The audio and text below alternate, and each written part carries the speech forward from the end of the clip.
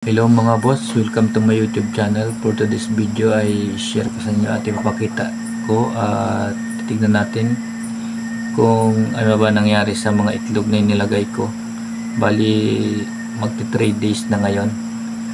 So tignan na natin mga boss.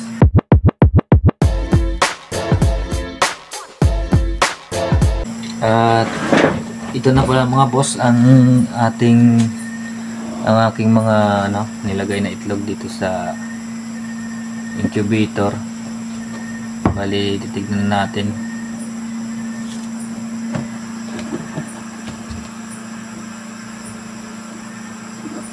Bali ito mga boss yung nilagay ko.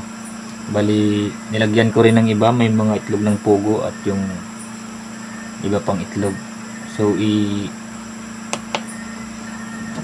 testing natin dito sa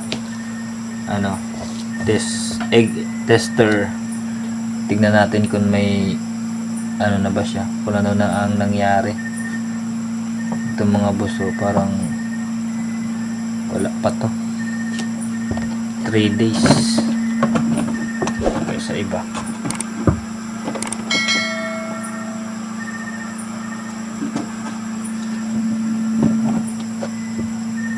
kung makikita niya mga boss, meron na siyang mga ugat-ugat na kulay pula.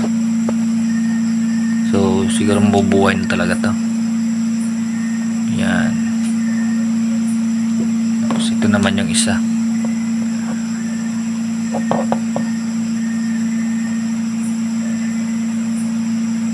Meron rin to.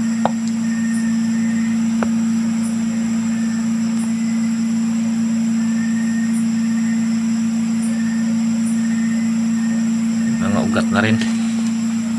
So ito mga boss, wala pa. Ewan ko lang kung mabubuo pa to.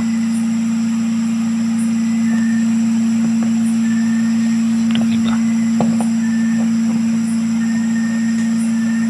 Yan sigurado na siguro yan. Bali 3 days pa lang ito sa incubator mga boss.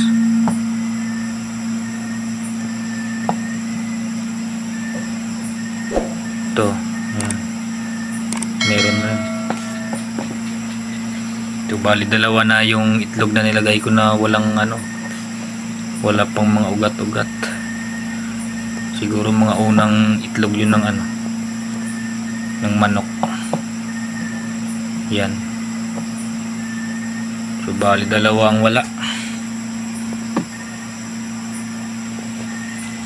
Dalawa.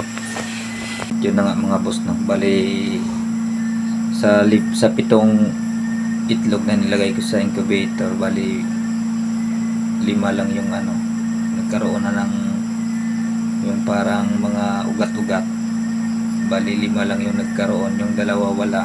So bali 3 days pa lang naman yun mga boss, kaya baka magkaroon rin yung dalawa, baka nahuli lang sila. So yun lang muna mga boss ang update ko sa aking pag-incubate ng itlog, dahil first time ko po mag-incubate. So tinututukan ko sila kung paano talaga or ano talaga ang nangyayari sa mga itlog, bali yun na nga, pang 3 days. So nagkakaroon na pala ng mga ugat-ugat yung mga itlog sa loob pag na-incubate. So hanggang dito na lang po ang video na to. So maraming salamat po sa panood. Paalam.